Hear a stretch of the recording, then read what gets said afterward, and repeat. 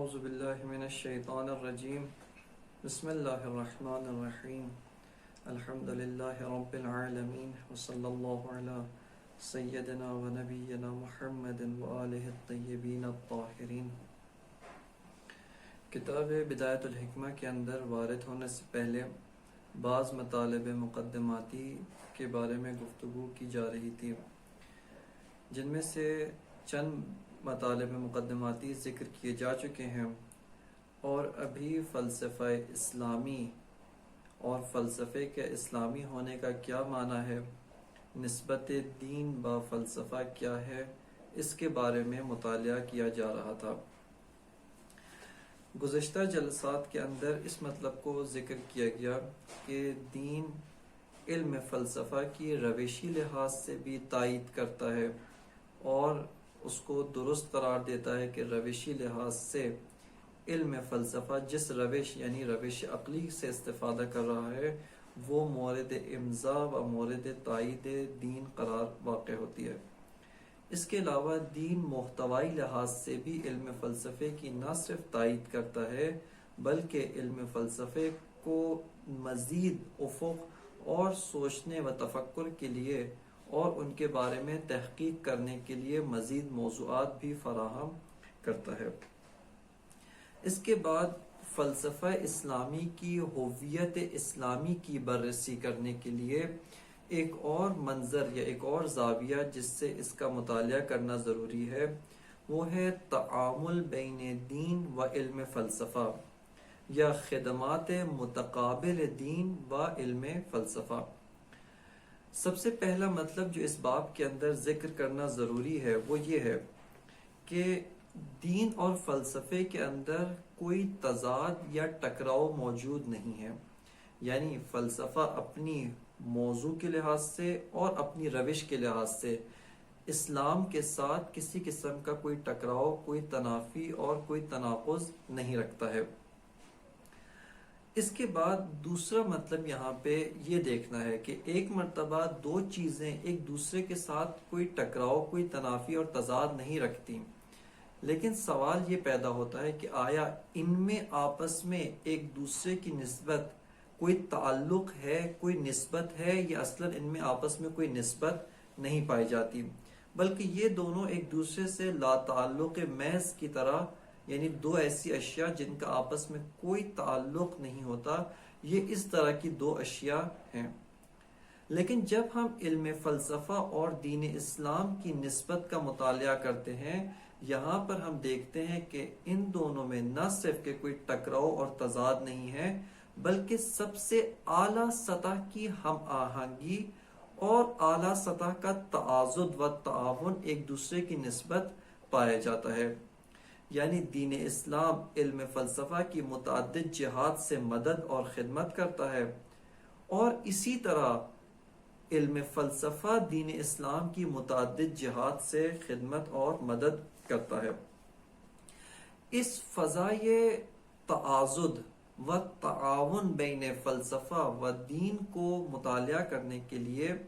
اس کے ذیل میں دو ذیلی عناوین میں اس کو تقسیم کرتے ہیں۔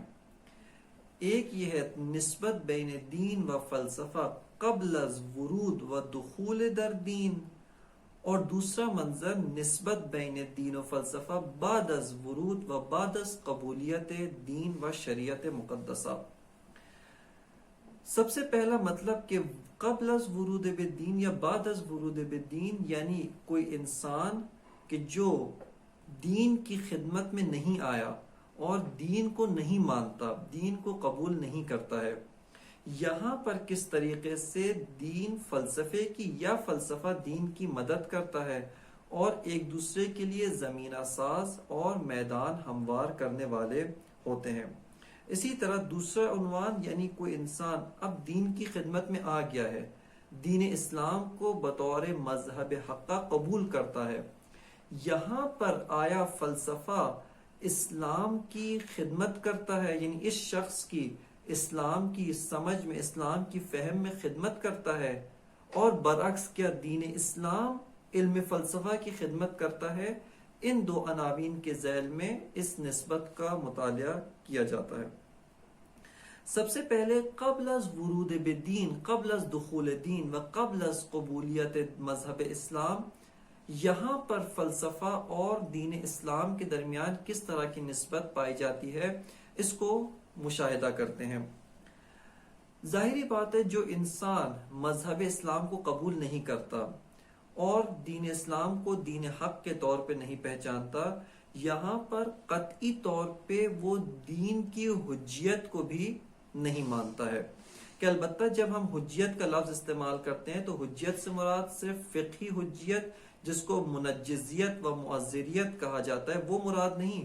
بلکہ کل حجیت واقعیت شناسی میں، یعنی وہ دین کو ہستی شناسی و واقعیت شناسی کے منابع میں سے ایک منبع کے طور پہ قبول نہیں کرتا ہے، اس منبع کے طور پہ دین کا قائل نہیں ہے۔ لہذا ایسے شخص کو دین اپنا مخاطب قرار نہیں دے سکتا، یعنی دین براہ راست اپنے قضایا، اپنے معارف، اپنے مطالب کو ایسے انسان کو پیش نہیں کر سکتا، مگر یہ کہ اس کو عقلی پیراہے میں اور فلسفی پیراہے میں ڈھال کر و فلسفی ساختار و عقلی ساختار کے اندر ڈھال کر پیش کرے۔ لہذا یہاں پر دین وہ فلسفے سے خدمت لیتا ہے اور فلسفہ دین کی خدمت کرتا ہے۔ وہ اس انداز میں کہ فلسفہ دین کے اثبات، اصل ذات پروردگار، ذات واجب الوجود، حق تعالی، ذات مقدس الہ، اس کے اثبات کے لیے زمینہ فراہم کرتا ہے، اس کے اثبات کے لیے راستہ ہموار کرتا ہے، اور عقلی طور پہ یہ اس بات کرتا ہے کہ اگر کوئی ایسی ذات ہے تو حتماً وہ اپنے بندگان، اپنے غلاموں اور اپنے عبد کی اصلاح کے لیے اور انسان کی ہدایت کے لیے انبیاء کو بھیجتی ہے۔ بس دین سب سے پہلے آ کر فلسفے سے اس طرح سے خدمت لیتا ہے کہ فلسفہ خود واجب الوجود کو اس بات کرتا ہے، اس کے بعد ضرورت بعثت انبیاء کو عقلی طور پہ اس بات کرتا ہے، اور پھر دین آ کر یہاں پر اپنے مطالب کو پیش کر سکتا ہے۔ لہذا سب سے پہلا مرحلہ دین وہ فلسفے سے خدمت لیتا ہے، چونکہ دین کبھی بھی براہ راست اس شخص کو اپنا مخاطب قرار نہیں دے سکتا،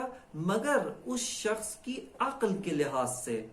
تعقل آزاد کے لحاظ سے، اس کی روش عقلانی کے لحاظ سے اس کو مخاطب قرار دیتا ہے اور یہ کہتا ہے کہ تم مجھے بطور دین قبول نہیں کرتے، لیکن میرے مطالب کو بطور عقلی،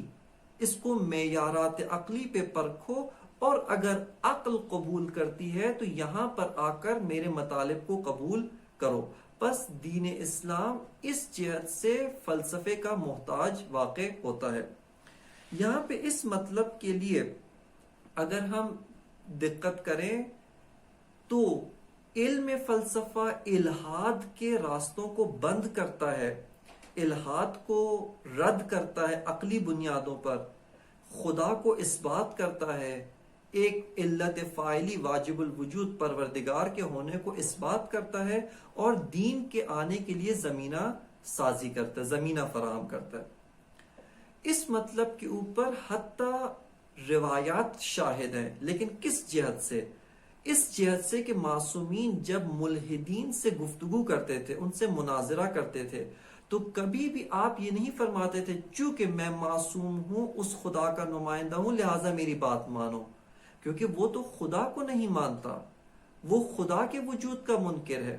لہٰذا کس طرح سے معصوم ایسے شخص کو اس راستے سے قائل کر سکتے ہیں؟ بلکہ یہاں پر ائمہ معصومین، انبیاء کرام و ختمی مرتبت صلی اللہ علیہ وآلہ وسلم اس شخص کی عقل کو مخاطب قرار دے کر روش عقلی سے استفادہ کرتے ہوئے اس شخص سے گفتگو کرتے ہیں۔ یہاں پر اسباب نمونہ چند احادیث کو بطور تبرک و تیمن ان سے استفادہ کرتے ہیں، اور یہ دیکھتے ہیں کہ ائمہ معصومین نے ایسے موارد میں روش عقلی سے و روش فلسفی محض سے استفادہ کر کے اس شخص کو دین اسلام کے اندر داخل کرتے ہیں۔ دوبارہ کتاب شریف اصول کافی کی خدمت میں آتے ہیں کہ اس کی جلد اول جس کا 3 باب جناب مرحوم کلینی نے کتاب التوحید کو قرار دیا ہے۔ اس کتاب توحید کے اندر پہلی فصل وہ باب حدوث العالم و اثبات المحدث میں قرار دیتے ہیں کہ سب سے پہلی فصل یعنی اس کائنات کا کوئی محدث ہے، ایجاد کرنے والا ہے، موجد ہے، کوئی اس کا پروردگار و کوئی اس کا خالق موجود ہے، اس کے بارے میں احادیث کو ذکر کرتے ہیں۔ یہاں پر سب سے پہلی حدیث، ہمارا مقصد یہاں پہ مکمل احادیث کو ذکر کرنا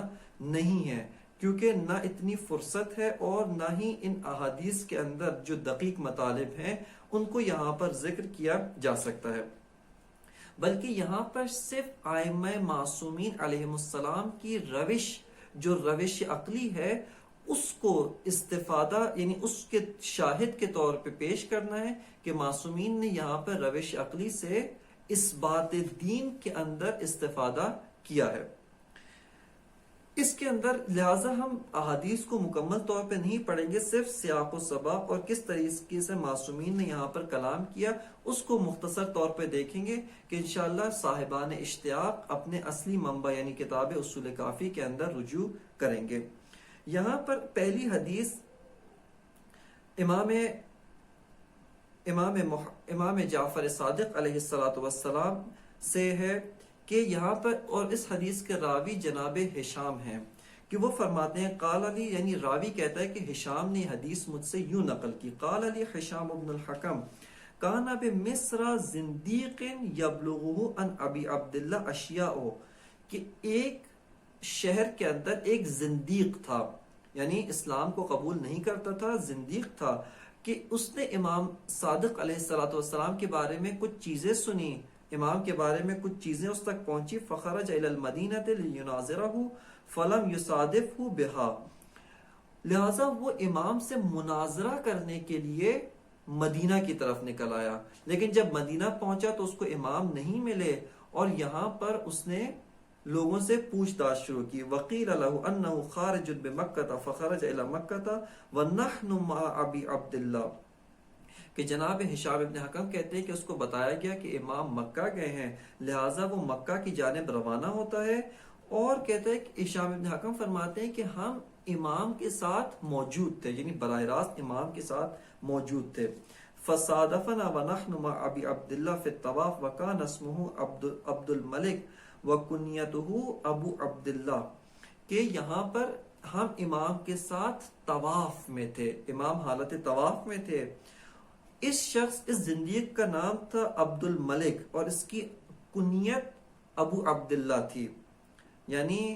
ایسا زندیق تھا کہ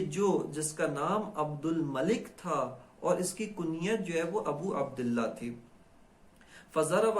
کتفہ کتف ابی عبداللہ فقال له ابو عبداللہ ما اسمک فقال اسم عبد الملک فما کنیتک قال کنیتی ابو عبداللہ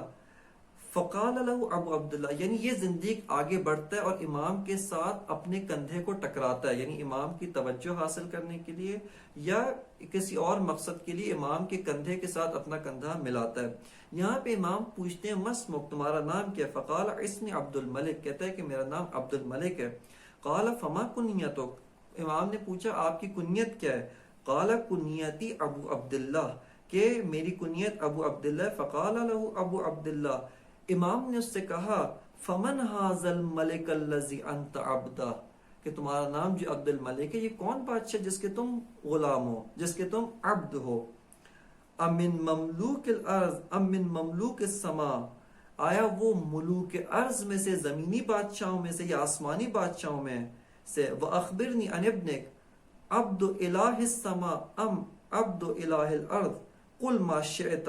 تقسم، کہ یہاں پہ امام پوچھتے ہیں یہ تمہاری کنیت ہے ابو عبداللہ، تمہارا بیٹا جو عبداللہ ہے یہ اللہ الہ السماء ہے یا الہ ارض ہے، یہ کیا ہے؟ تو یہاں پر امام فرماتے ہیں تمہارے پاس کیا جواب ہے؟ قال ہشام بن الحکم فقلت للزندیق اما ترد علی فقبح قولی فقال ابو عبداللہ اذا فرغت من الطواف فاتنا، اذا فرغت من الطواف فاتنا۔ یہاں پہ ہشام ابن حکم کہتے ہیں کہ میں نے اس سے کہا، زندیق سے کہا کہ جواب نہیں بنتا، کوئی جواب نہیں دو گے؟ تو یہاں پر امام علیہ السلام نے فرمایا اذا فرغت من الطواف فاتنا، کہ جب میں طواف سے فارغ ہوں تب تم میرے پاس آؤ۔ لہٰذا کہتے ہیں کہ جب امام علیہ السلام طواف سے فارغ ہوئے تو یہ شخص امام کے پاس آتا ہے، فقعد بین یدی ابی عبداللہ ونحن مجتمعون عنده فقال ابو عبداللہ للزندیق اتعلم ان للارض تحتا وفوق؟ قال نعم، قال فدخلت تحتها؟ قال لا،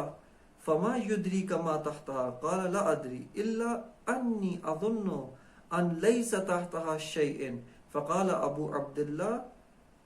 فالظن عجز لما لا تستيقن۔ یہاں پر امام علیہ السلام اب اس کے ساتھ عقلی گفتگو کرتے ہیں کہ زندیق جو منکر خدا ہے، وجود خدا کا انکار کرتا ہے، امام علیہ السلام اس سے پوچھتے ہیں کیا تم جانتے ہو زمین کا ایک نچلا حصہ ہوتا ہے وفوقا، اور زمین کے اوپر بھی کچھ حقائق ہیں؟ اس نے کہا ہاں میں جانتا ہوں کہ زمین کے نیچے بھی ہے اور زمین کے اوپر بھی کچھ حقائق ہیں۔ امام پوچھتے ہیں کہ زمین کے نیچے گئے ہو؟ وہ کہتا ہے کہ نہیں، لیکن میں گمان کرتا ہوں کہ زمین کے نیچے کوئی خدا نہیں ہے۔ امام فرماتے ہیں کہ ظن اور گمان ان لوگوں کے لیے بہت بری چیز ہے، ان عاجز لوگ جو یقین تک نہیں پہنچتے، ان کی دوا یا ان کی غذا ظن ہوتی ہے۔ اور اس کے بعد امام اس کے ساتھ عقلی گفتگو، یعنی کلن امام کی یہاں پہ روش عقلی ہے کہ امام فرماتے ہیں افصعدت السما، کیا تم آسمانوں پہ بھی گئے ہو؟ قال لا، افتدری ما فیہا، کیا جانتے ہو کہ وہاں پر کیا ہے کہ جو تم انکار کر رہے ہو؟ یہاں پر امام آگے اس کے ساتھ گفتگو بڑھاتے ہیں۔ اس کے بعد اسی طرح جو ہے وہ ایک اور شخصیت ہے جس کا نام تاریخ میں ابن ابی الاوجاع،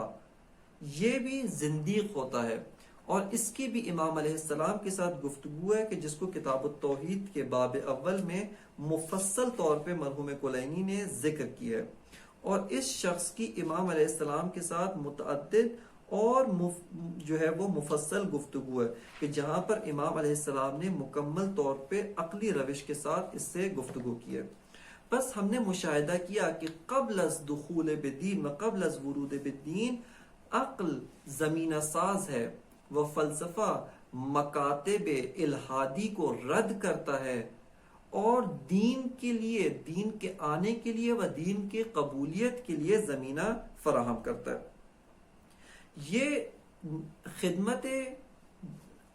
عقل ہے و خدمت فلسفہ ہے قبل از ورود بدین، و نسبت فلسفہ با دین قبل از ورود بدین و قبل از دخول در دین۔ اب ہم آتے ہیں تعامل بین دین و فلسفہ بعد از قبولیت دین، یعنی وہ شخص کہ جو دین کو قبول کرتا ہے، دین کی حقانیت کا قائل ہے، اس شخص کے لیے کیا فلسفہ دین کی خدمت کرتا ہے، اور دین کس طرح سے علم فلسفہ کے تکامل اور اس کے رشد میں معاون و ممد قرار پاتا ہے۔ یہاں پر ہم سب سے پہلے مشاہدہ کرتے ہیں کہ کس طریقے سے علم فلسفہ دین کی خدمت کرتا ہے، یعنی ایک ایسا انسان کہ جو دین کو قبول کر چکا ہے، مذہب اسلام کی حقانیت کا قائل ہے، اب علم فلسفہ کس طرح سے اس کی مدد کرتا ہے اور کس طرح سے دین کی خدمت کرتا ہے۔ یہاں پر 3 جہات سے ہم قرار دے سکتے ہیں کہ علم فلسفہ دین کی خدمت کرتا ہے۔ سب سے پہلے علم فلسفہ شبہات عقلی کے جو دین پہ وارد کیے جاتے ہیں، ان کے جواب دینے کا کفیل و متکفل علم فلسفہ ہے۔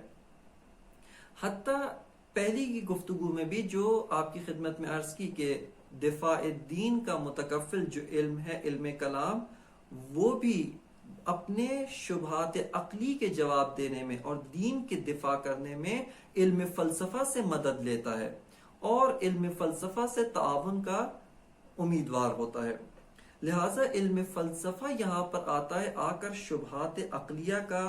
جو ہے وہ جواب دیتا ہے اور دین کو شبہات عقلیہ سے محفوظ رکھتا ہے۔ پس بعد از اثبات دین و بعد از قبولیت حقانیت دین، علم فلسفہ دینی مطالب کا دفاع کرتا ہے اور شبہات کا جواب دیتا ہے۔ اس کے بعد دوسری خدمت کی جو علم فلسفہ دین کی کرتا ہے وہ ہے فہم دین کے لیے انسان کو آمادہ کرنا۔ اگر ہم مشاہدہ کریں دین کی ہویت و دین کے مجموعے کو دقیق طور پہ نگاہ کریں تو یہاں پر ہم دیکھتے ہیں کہ دین بہت ساری چیزوں سے تشکیل پایا ہوا ایک مجموعہ ہے. اور عمومی طور پہ اگر ایک تعریف عمومی جو دین کے بارے میں کی جاتی ہے کہ دین عقائد یعنی معارف، اخلاق اور احکام کا مجموعہ ہے جن میں غلبہ عقائد و اصول دین و جو ہے معارف کو شامل ہے. یہاں پر اگر دیکھنا چاہتے ہیں کہ ان معارف میں دینی مطالب کی دقیق فہم انسان کس طرح سے حاصل کر سکتا ہے، وہ علم فلسفہ و معقولات کے بغیر ممکن نہیں ہے. بزرگان دین جنہوں نے دین کے اندر، فہم دین کے اندر اپنی زندگیاں گزاری، ان کا یہ فرمانا ہے اور وہ کہتے ہیں کہ دینی مطالب میں اجتہاد، معارف دینی میں وہ شخص مجتہد نہیں بن سکتا کہ جو معقولات میں مجتہد نہ ہو. یعنی جب تک کوئی علم فلسفہ کے اندر مجتہد نہیں ہے، وہ دینی معارف کے اندر اجتہاد کر کے معارف دین کو عمیق طور پہ حل اور عمیق طور پہ سمجھ نہیں سکتا ہے. بس علم فلسفہ فہم عمیق دین کے لیے راستہ ہموار کرتا ہے. جیسا کہ دین اسلام نے بہت سارے اور امور کو بیان کیا ہے. اس نے فقہ کے اندر انفرادی امور کو بیان کیا ہے. اس نے اجتماع کے اندر اجتماعی امور، سیاسی امور، اقتصادی امور کو بیان کیا ہے. یہاں پہ اگر کوئی انسان معاشرتی علوم سے آگاہی نہ رکھتا ہو، وہ معاشرتی طور پہ ان مطالب کو نہ جانتا ہو، علم سیاست سے آگاہی نہ رکھتا ہو، وہ دین کے سیاسی مطالب کو سمجھنے سے قاصر و عاجز ہے. کوئی انسان اگر انسان کی انفرادی زندگی اور انفرادی مشکلات سے آگاہی نہیں رکھتا، وہ فقہی احکام میں اجتہاد نہیں کر سکتا جو انسان کی انفرادی زندگی کے بارے میں رہنمائی کرتے ہیں. اسی طرح ایک اقتصاد دان جو اقتصادیات کا ماہر ہے، وہی دین کے اقتصادی قضایا، دین کے اقتصادی مطالب و دین کے اقتصادی احکام کو سمجھ سکتا ہے. کیوں دین نے خمس امام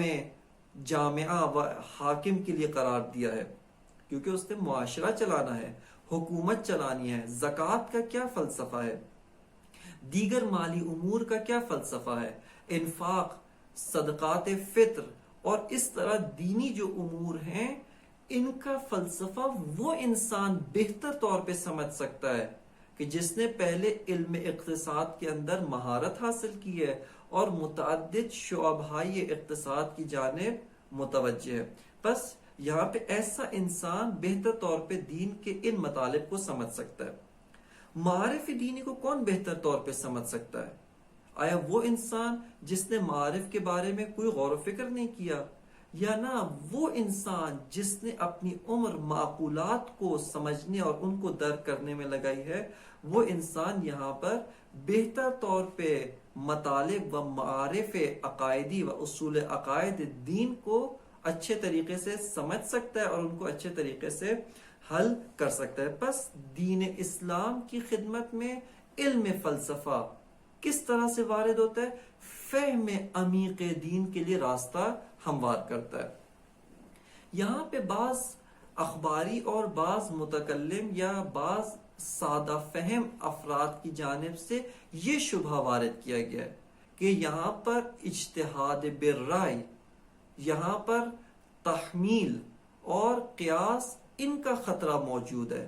یعنی اگر ہم مطالب دین سے پہلے، دین کے معارف میں وارد ہونے سے پہلے معقولات کو سمجھیں، معقولات کو حل کریں اور معقولات میں اجتہاد کریں، لہٰذا ہم آیات اور روایات کا وہ معنی نہیں کریں گے کہ جو آیات اور روایات بیان کرتی ہیں، بلکہ ہم آیات اور روایات کا من پسند معنی یا وہ معنی کہ جو ہمارا مکتب فلسفی کہتا ہے یا جو مبانی فلسفی کہتے ہیں، ہم وہ معنی کریں گے. لہٰذا یہاں پر تحمیل کا خطرہ ہے. یہاں پہ قیاس بالرائے و اجتہاد بالرائے جس کا دین نے من کیا ہے، جس سے دین نے نہیں کیا ہے، اس کا خطرہ موجود ہے. لہٰذا انسان کو قطعی طور پہ ان لوگوں کے نزدیک ہر قسم کے علم سے خالی ہو کر، علوم رائجہ کو چھوڑ کر، ترک کر کے محض دین کے اندر وارد ہونا چاہیے، دین کو پڑھنا چاہیے، اور اس کے بعد پھر کسی اور علم میں داخل ہوں۔ اس شبہے کے جواب کے طور پہ یہ مطلب قابل ذکر ہے کہ دین اپنے تمام امور کے بارے میں خود جو ہے وہ ناطق ہے، یعنی اپنے معارف کو دین بیان خود کرتا ہے۔ دین اپنے معارف کو بیان کرنے میں کسی علم کا محتاج نہیں ہے، یہ انسان ہے کہ جو انہی معارف کو سمجھنے میں دیگر علوم کے محتاج ہیں۔ یعنی اس مطلب کو آپ اس طریقے سے دیکھیں کہ دین نے اپنے مطالب کو تمام تر عمق کے ساتھ، مکمل گہرائی کے ساتھ بیان کیا ہے، اور دین اپنے بیان کرنے میں کسی اور چیز کا محتاج نہیں، لیکن دین لوگوں کی عقل کے مطابق اور لوگوں کی عقل کے اوپر اعتماد کرتے ہوئے ان مطالب کو ذکر کر رہا ہے۔ لہٰذا اگر لوگوں کی عقل رشد یافتہ ہوگی، لوگوں کی عقل نے رشد کیا ہوگا، وہ ان مطالب کی طرف بہت ہی بہتر طور پہ متوجہ ہو سکیں گے، بہتر طور پہ سمجھ سکیں گے۔ جیسا کہ ایک اقتصاد دان وہ علم اقتصاد کی جزئیات سے آشنائی رکھتا ہے، وہ بہت اچھی طور پہ سمجھ سکتا ہے کہ دین نے یہ جو مالی احکام دیے ہیں ان کے پیچھے کیا فلسفہ پوشیدہ ہے، ان کے پیچھے کیا راز پوشیدہ ہے، اور کتنی بڑی حکمت ان کے پیچھے پوشیدہ و کار فرما ہے۔ لہٰذا یہ علوم انسانی عقل کو ان مطالب کو سمجھنے میں بہت زیادہ ممد اور معاون ہوتے ہیں۔ اس کے علاوہ ایک جواب نقضی جو اس شبہ کو حل کیا جاتا ہے کہ یہی کام آپ فقہ یا اصول اور دیگر امور میں کیوں نہیں کرتے؟ کیوں صرف معارف دین میں و دین کے اصول عقائد میں یوں کہا جاتا ہے کہ اس میں خطرہ ہے کس چیز کا؟ اس میں خطرہ ہے تحمیل کا، یا قیاس بالرائے، یا اجتہاد بالرائے کا خطرہ ہے، کہ یہاں پر فقہ میں وارد ہونے سے پہلے و آیات فقہی میں وارد ہونے سے پہلے ایک انسان مفصل طور پہ علم اصول کو پڑھتا ہے، مبانی اصولی کو محکم کرتا ہے، اور ان مبانی اصولی کی اساس پر ان آیات سے فقہی احکام کو استنباط و استخراج کرتا ہے۔ لہٰذا یہاں پر کیوں یہ خطرہ تحمیل موجود نہیں؟ اب یہاں پر بھی آپ کو کچھ پڑھے بغیر مانند جو عرب کا بدوی، عرب جاہل، جو شتر چران، اس کی عقل کے ساتھ آپ کو یہاں پہ وارد ہونا چاہیے، جبکہ اس طرح کے آپ موارد میں یہ کام نہیں کرتے۔ بس اس سے معلوم ہوتا ہے کہ دین بہت سارے مطالب کو جو بیان کرتا ہے لوگوں کی عقل کے اوپر اعتماد کرتا ہے، اور لوگوں کی عقل کو تائید کرتا ہے، اور لوگوں کی عقل کو قرینہ قرار دے کر اپنے مطالب بیان کرتا ہے۔ لہٰذا اگر یہ عقول رشد یافتہ ہوں گی، دین اپنے مطالب کی تمام تر عمق کو ان کے سامنے بیان کر سکے گا، اور یہ لوگ تمام تر عمق دین کو دریافت کر سکیں گے، اور دین کو اپنی مکمل عمق کے ساتھ سمجھ سکیں گے۔ تیسرا جو کام یا خدمت کہ جو علم فلسفہ دین کے لیے انجام دیتا ہے، علم فلسفہ جو دین کے لیے قرار دیتا ہے، وہ علم فلسفہ میزان برائے فہم واقعی دین قرار پاتا ہے۔ یعنی دین نے اپنے مطالب کو شارع مقدس کے ذریعے سے، ائمہ معصومین و انبیاء کرام علیہ السلام کے ذریعے سے بیان کیا۔ خداوند متعال کی جو مراد ہے اس نے قرآن مجید میں اور انبیاء معصومین علیہ السلام کے ذریعے سے اپنی مراد کو واضح کیا۔ لیکن یہاں پر اب ایک مرحلہ ہے کہ ہم کیا سمجھتے ہیں، یعنی آیا مخاطب جو دین کا مخاطب ہے وہ دقیقاً وہی سمجھ رہا ہے کہ جو دین بیان کرنا چاہ رہا ہے، یا وہ کچھ اور سمجھ رہا ہے جس کو دین بیان نہیں کرنا چاہ رہا۔ اس موقع پر علم فلسفہ ایک میزان اور ترازو کے طور پہ ہوتا ہے جو بعض موارد میں یا کم از کم اصول عقائد و معارف کے اندر یہ بتاتا ہے کہ آیا انسان اس دین سے، متون دینیا سے درست طور پہ سمجھا ہے یا درست طور پہ نہیں سمجھا۔ اس کی سب سے واضح و سب سے روشن مثال یہ آیہ شریفہ ید اللہ فوق ایدی ہے، کہ اس آیت شریفہ سے بہت سے لوگوں نے، بہت سے جو ظاہر بین لوگ تھے، انہوں نے خداوند متعال کی جسمانیت کا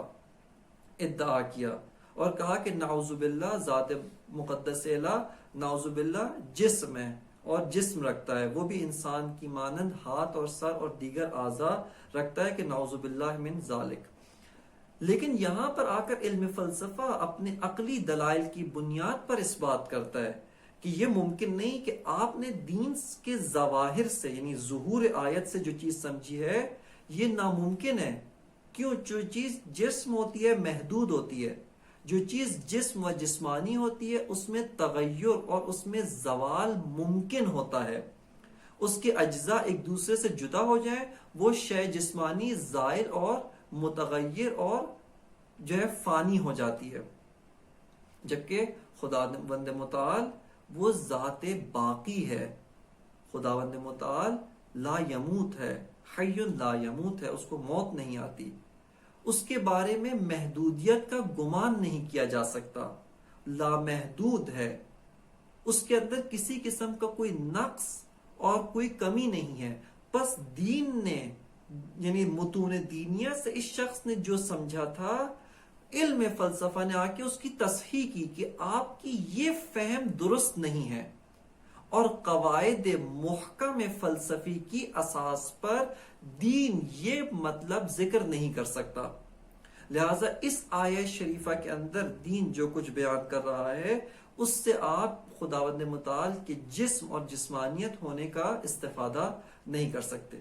بس آپ نے مشاہدہ کیا کہ علم فلسفہ فہم دین کے لیے ایک میزان، ایک ترازو اور اس فہم دین کے صحت اور سقم کے بارے میں فیصلہ کرنے کے لیے ایک بہت ہی اچھا معیار و ترازو قرار پاتا ہے۔ لہٰذا اسی وجہ سے ہمارے حکماء و فلاسفہ کی روش یہ رہی ہے کہ جب بھی مطالب فلسفی کو ذکر کرتے تھے، ان کی ہمیشہ ایک نگاہ متون دینیا و مطالب دینیا پر ہوا کرتی تھی، اور وہ دیکھتے تھے کہ مطالب دینیا و متون دینیا سے جو کچھ سمجھا جا رہا ہے، آیا وہ قواعد محکم دینی سے مطابقت رکھتا ہے یا مطابقت نہیں رکھتا۔ اور اس وجہ سے متکلمین کہ جنہوں نے ظواہر دین سے، جیسے اشاعرہ، مختلف مکاتب کلامی جو اس زمانے میں تشکیل پائے، معتزلہ اور مختلف بعض مکاتب جو ہے مختلف علاقوں میں جو بنے، یہاں پہ آ کے فلاسفہ اسلامی نے اپنے قواعد فلسفی کے اساس پہ یہ نقطہ بیان کیا کہ آپ نے جو دین سے سمجھا ہے، دینی قضایا میں کوئی اشکال، کوئی نقص، کوئی کمی بیشی نہیں، آپ نے جو دین سے سمجھا ہے وہ درست نہیں ہے، آپ نے جو دینی آیات کا معنی، دینی آیات کا جو ترجمہ اور اس سے جو فہم حاصل کیے، وہ فہم نادرست ہے، کیونکہ وہ قواعد محکم فلسفی کے ساتھ وہ مطابقت نہیں رکھتی۔ لہٰذا بعد از اثبات دین و بعد از قبولیت دین، علم فلسفہ وہ فہم دین کے لیے ایک معیار اور ایک کامیاب میزان قرار پاتا ہے۔ اب ہم آتے ہیں کہ علم فلسفہ اس کے تکامل اور اس کے رشد میں کس طرح سے دین جو ہے وہ اپنا کردار ادا کرتا ہے، کہ یہاں پر بھی بے تحاشا و متعدد مطالب موجود ہیں، لیکن ان میں سے صرف بعض مطالب فقط بعنوان جو ہے وہ عنوان اور ان کی مختصر سی توضیح کے ساتھ، تاکہ آج اس مقدمے کو انشاءاللہ تعالی ہم مکمل طور پہ حل کر کے یہاں سے خارج ہو سکیں۔ علم فلسفہ کے تکامل میں دین چند طرح سے جو ہے وہ ممد اور معاون ہے، کہ پہلے بعض مباحث گزر چکی ہیں، ان کی طرف اشارہ کہ کس طرح سے روش عقلی و عقل کے لیے دین محتوا فراہم کرتا ہے، عقل کو آ کے مختلف میادین اس کے لیے کھولتا ہے، مختلف ابواب کھولتا ہے، مختلف دریچے کھولتا ہے، کہ عقل جائے ان دریچوں پہ غور و فکر کرے، ان مطالب پہ غور و فکر کر کے عقل آ کر اس مطلب کو درک کرے۔ دین سے پہلے عقل کے لیے یہ میادین نہیں تھے. یہ دین ہے جس نے آ کر ان مطالب کو بیان کیا، اور پھر عقل بتبع دین، فلسفہ دین کی پیروی کرتے ہوئے ان مطالب کو اس بات کرتا ہے، یا ان مطالب کو اس بات کرنے کی کم از کم کوشش کرتا ہے. لہٰذا ہمیشہ سے حکما و فلاسفہ کی ایک نگاہ ہمیشہ سے متون دینیہ پہ رہی، اور وہ ہمیشہ اس تلاش میں ہوتے تھے کہ دین نے آ کر کون سے جدید افق کھولے ہیں تاکہ ہم روش برہانی، روش عقلی کے ذریعے سے ان افق کو براہین عقلیہ و روش عقلی کے ذریعے سے اس بات کر سکیں. لہٰذا دین فلسفے کی اس طرح سے جو ہے وہ اس کے رشد اور تکامل میں ممد اور معاون شمار ہوتا ہے. یہاں پر دین ایک اور کردار رکھتا ہے علم فلسفہ کی نسبت، اور دین علم فلسفہ کے لیے میزان واقع ہوتا ہے. جس طرح سے پہلے خدمت میں عرض کیا کہ علم فلسفہ فہم دین کے لیے ایک میزان، ایک ترازو، ایک معیار واقع ہوتا ہے، اسی طرح دین، قضایا دینیہ و ظواہر متون دینیہ، یہ علم فلسفہ کی فہم کے لیے ایک معیار اور ایک جو ہے وہ میزان اور ایک ترازو قرار پاتے ہیں. اس مطلب کی وضاحت اس طرح سے کی جا سکتی ہے کہ ایک فیلسوف علم فلسفہ میں بعض بدیہیات کو رکھتا ہے، اور ان بدیہیات کو مقدمہ قرار دے کے جب ایک نتیجہ نظری حاصل کرتا ہے، یہاں پہ وہ اس نتیجے کے بارے میں یقین بمعنی اخص حاصل کرتا ہے. برہان عقلی، استدلال عقلی اس شخص کو اس یقین تک پہنچاتا ہے. اب وہ فیلسوف متون دینیہ کی طرف جب رجوع کرتا ہے، یہاں پر وہ دیکھتے ہیں کہ آیا متون دینیہ و ظواہر متون دین میرے اس نتیجے کی، جس کو میں نے روش عقلی و برہانی سے حاصل کیا ہے، تائید کرتے ہیں یا اس کی تائید نہیں کرتے. اگر صراحت کے ساتھ متون دینیہ اس نتیجے کی تائید نہیں کرتے، تو یہاں پر چونکہ ایک فیلسوف اسلامی کاملاً دین کو واقعی اور واقعیت شناس، واقعیت بیان سمجھتا ہے، کہ جو واقعیت کو بیان کر رہا ہے، جو واقعیت کو تدوینی و علمی شکل میں بیان کر رہا ہے، اس وجہ سے وہ اپنے ان براہین کے اوپر تجدید نظر کرتا ہے. وہ دوبارہ ان براہین پہ غور کرے گا، اور غور کر کے دیکھے گا کہ آیا یہ جو براہین میں نے جاری کیے ہیں، ان میں کوئی خلل تو نہیں رہ گیا جس کی وجہ سے یہ اس نتیجے تک نہیں پہنچے جس نتیجے تک دین پہنچانا چاہتا تھا، یا دین کے ساتھ براہ راست ٹکراؤ میں ہیں ظواہر دینیہ کے ساتھ،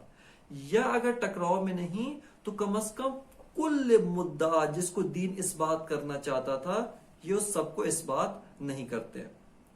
بس آپ نے مشاہدہ کیا کہ یہاں پر متون دینیہ ایک معیار،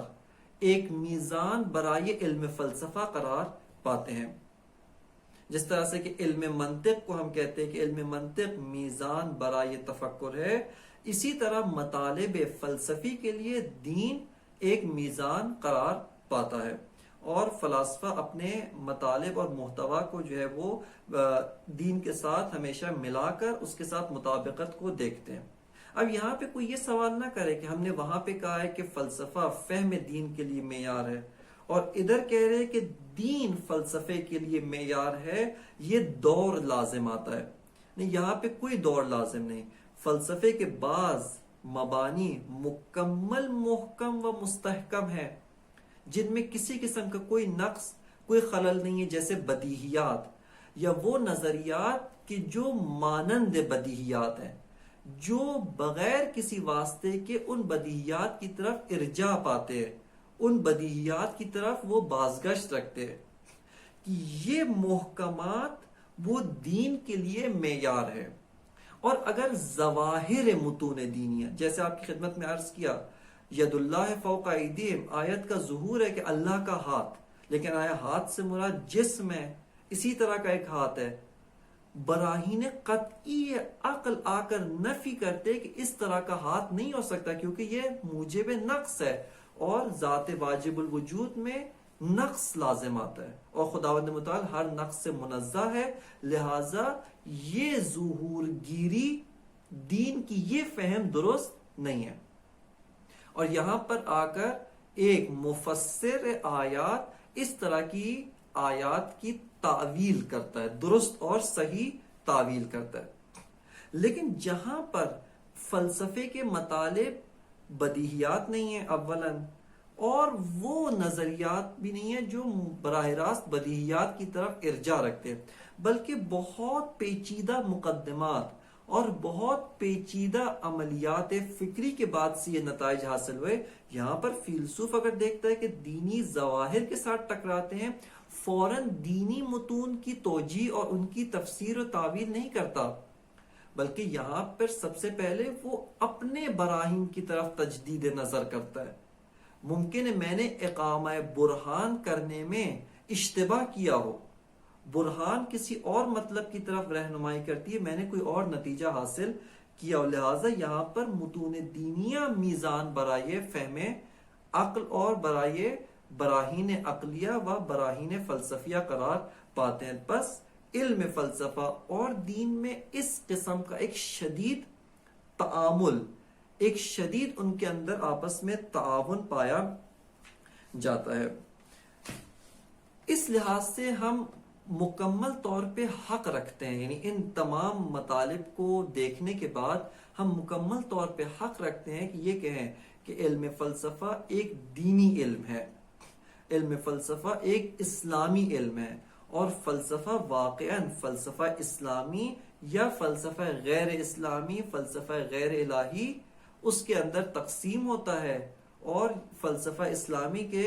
بدایت الحکمہ جس کی پہلی کتاب ہے، یہ مکمل طور پہ درست اسم و درست عنوان قرار پاتا ہے. یہاں پر آخری مطلب جو اس باب میں ہے، جس کے بعد سے انشاءاللہ ہم اس مقدمے کو یہیں پر اس کا خاتمہ کریں گے اور بقیہ مقدمات میں وارد ہوں گے، وہ یہ ہے کہ بعض جو روایات ہیں ان کے اندر معصومین علیہ السلام کی بعض عبارات اس طرح سے ہے کہ جو ائمہ معصومین نے گویا علم فلسفہ کی مذمت کی ہے یا فلاسفہ ان کی مذمت وارد ہوئی ہے. جیسا کہ ایک روایت جس کو مرزا مہدی اصفہانی کہ جن کے علم فلسفہ کے اوپر بہت سارے اشکالات ہیں اور انہوں نے علم فلسفہ سے بھرپور مقابلہ و مبارزہ کیا، اور وہ مکتب جدائی بین عقل و نقل یعنی متون دینیہ و عقل کے درمیان مکمل جدائی کے قائل تھے. انہوں نے اپنی کتاب معارف القرآن کے اندر اس کو ذکر کیا. وہ فرماتے ہیں کہ یہ حدیث ذکر کی ہے، حدیث مفصل ہے جو توحید مفضل، جو امام صادق علیہ السلام نے اپنے شاگرد مفضل کو یہ حدیث تعلیم دی، یہ مطالب تعلیم دی. اس کے اندر امام فرماتے ہیں، یہ جملہ امام کا ہے کہ امام فرماتے ہیں فَتَبًّا وَخَيْبَةً وَتَعَصًّا لِمُنْتَحِي الْفَلْسَفَةِ لِمُنْتَحِي الْفَلْسَفَةِ.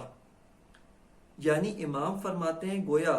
کہ خسران ہے ان لوگوں کے اوپر، مردہ باد، گویا ان کے اوپر نفرین ہے، ان کے اوپر موت ہے کہ جو فلسفہ کے جھوٹے مدعی ہیں، جو منتسب بے فلسفہ ہیں، اپنے آپ کو فلسفے کے ساتھ منسوب کرتے ہیں. یہاں پہ سب سے پہلے ہم خود اس کلمہ منتحلین، انتحالہ کے اگر درست طور پہ معنی کریں،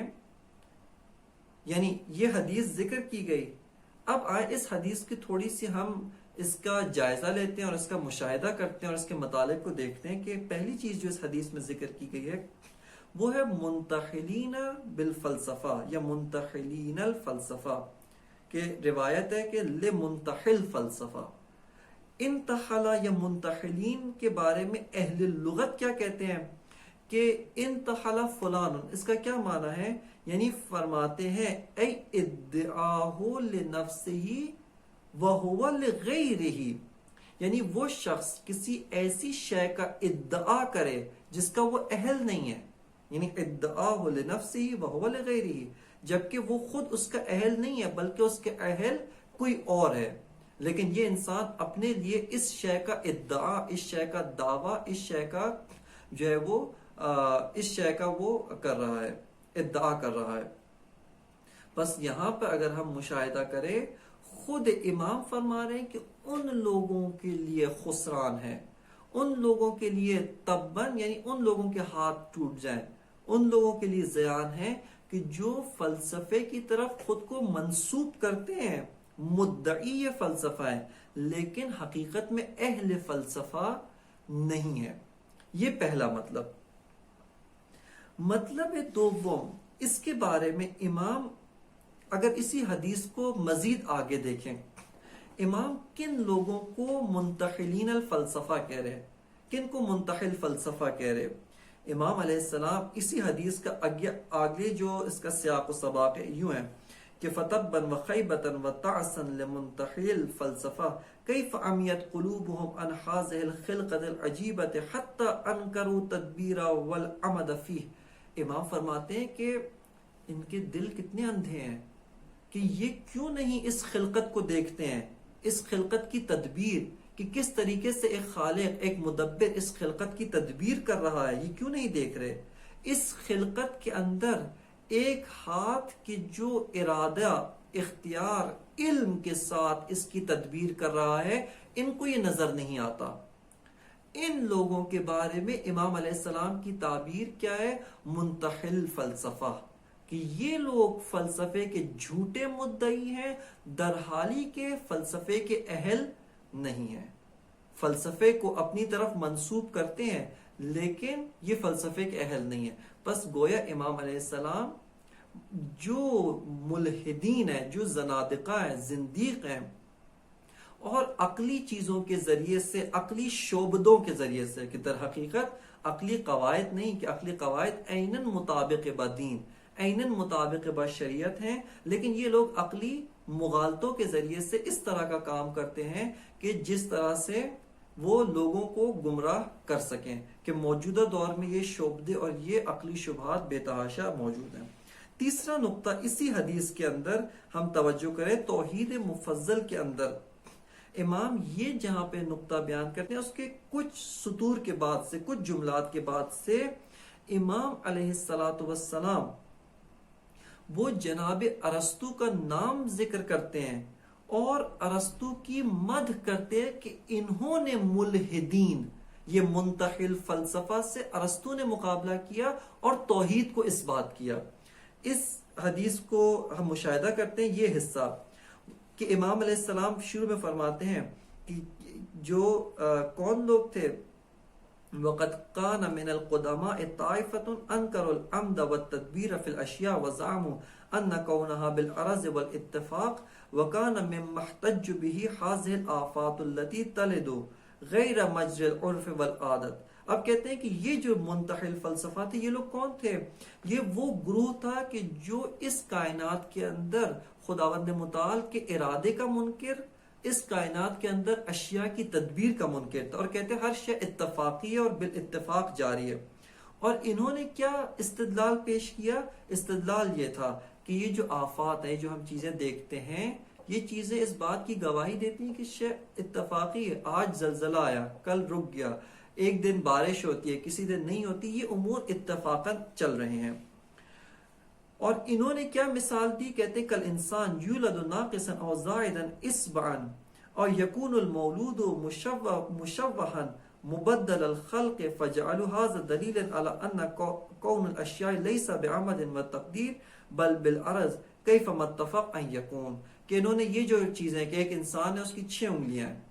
ایک بعض اوقات کوئی مخلوق ہوتی ہے کہ جس کو آپ اس نوع میں سے بھی قرار نہیں دے سکتے، دوسری نوع میں سے بھی قرار نہیں دے سکتے، تو یہاں پہ کہتے ہیں حوادث، حادثات ہیں، یہاں کوئی شے حتمی نہیں ہے۔ اب اس کے بعد امام فرماتے ہیں وَقَدْ كَانَ ارسطاطالیس رد علیہم، یعنی امام ارسطو کے قول کو نقل کرتے ہیں۔ فقال ان الذي يكون بالعرض والاتفاق انما هو شيء ياتي في الفرط مرة لآراض تعرض للطبيعة فتزيلها عن سبيلها وليس بمنزلة الأمور الطبيعية الجارية على شكل واحد جريا دائما متتابعا۔ کہ امام فرماتے کہ ارسطاطالیس نے جو فیلسوف تھے، جو حقیقی فلسفہ جنہوں نے تدوین کیا، انہوں نے ان لوگوں سے مقابلہ کیا. اور اس کے بعد امام علیہ السلام فرماتے ہیں کہ ارسطاطالیس نے ایک عقلی قاعدے سے ان لوگوں کا جواب دیا کہ جو چیز اتفاقی ہوتی ہے وہ دائمی نہیں ہو سکتی. یہ جو آپ دیکھتے ہیں کہ اشیاء، انسان سارے ایک ہی طرح پیدا ہوتے ہیں، یہ ایک دو ہے جو ناقص الخلقت ہوتے ہیں، یہ ایک دو ہے کہ جو اپنی خلقت کے اندر دوسری چیزوں سے متاثر ہو کے، وہاں پہ بھی علت اور معلول کا سبب ہے، لیکن کوئی شے دیگر آ کے عمل کرتی جس کی وجہ سے ان کی جسم کے بعض اعضاء وہ عرف عام کے مطابق نہیں ہوتے. لہذا ارسطو نے اس قاعدہ کے ذریعے سے کہ طبیعت ایک شکل واحد کی طرح جاری ہوتی ہے، اس کے ذریعے سے ان لوگوں کا مقابلہ کیا. یعنی گویا امام علیہ السلام بھی مفضل کو قواعد عقلیہ جن کو جناب ارسطو نے بیان کیا، امام وہاں پہ نقل کرتے ہیں اور ان کی طرف استناد کر کے جناب ارسطاطالیس یعنی جناب ارسطو کی وہ تمجید اور ان کی مدحت کرتے ہیں. اس کے علاوہ دیگر اور احادیث موجود ہیں کہ جس کے اندر وہ جناب ارسطو کی، بعض لوگوں نے رسول خدا صلی اللہ علیہ وآلہ وسلم کی سامنے جناب ارسطو کے اوپر لعنت کی، جناب ارسطو کی مذمت کی کہ جس کے جواب میں رسول اللہ صلی اللہ علیہ وآلہ وسلم نے ارسطاطالیس کا تمجید کی، اور آپ نے ان کو یہ فرمایا کہ ارسطاطالیس کوئی مدحت نہ کرو، ارسطاطالیس کی مذمت نہ کی جائے، کہ ظاہراً یہ حدیث فی الحال یہاں پر میرے سامنے موجود نہیں ہے، لیکن یہ حدیث جو ہے وہ اپنے نقطے پر، اپنے مقام پر یہ حدیث جو ہے وہ بہت ہی زیادہ روشن اور بہت ہی زیادہ واضح حدیث ہے. لہٰذا یہاں پر بس اس تائید سے بھی کہ جناب ارسطو یا اس جیسے فلاسفہ یا اور دیگر جو فلاسفہ ہیں جن کا ذکر روایات میں بطور مدحت ذکر کیا گیا ہے، ان کی تائید سے یہ مطلب واضح ہوتا ہے کہ علم فلسفہ مورد تائید و مورد امضاء معصومین علیہ السلام قرار پاتا ہے. اور یہ جو روایات جو علم فلسفہ کی مخالفت کے طور پہ پیش کی جاتی ہیں، اگر ان کی دقیق اور ان کے بارے میں غور و فکر کیا جائے، ان کے سیاق و سباق کو دیکھا جائے، تو ہمارے لیے روشن ہوتا ہے کہ یہ ساری روایات فلسفہ الہادی یا جنہوں نے عقلی شعبدوں کے ذریعے سے انسانوں کو گمراہ کرنے کی کوشش کی، ان کی مذمت میں وارد ہوئی تھی. بس اسی کے اوپر، اگرچہ موضوع بہت طویل ہے، لیکن اسی کے اوپر ہم اس مطلب کو ختم کرتے ہیں کہ فلسفہ مورد تائید و مورد امضاء و مورد تکامل دین قرار پاتا ہے، اور دین نے بھرپور انداز میں روش فلسفی اور محتوی فلسفی کی مکمل تائید کی ہے. انشاءاللہ تعالی آئندہ آنے والے دروس میں بقیہ مطالب مقدماتی کے اوپر نگاہ دوڑائیں گے، اور اس کے بعد انشاءاللہ کتاب شریف بدایت الحکمہ کے اندر وارد ہوں گے. وصلی اللہ علی سیدنا و نبینا محمد و آلہ الطیبین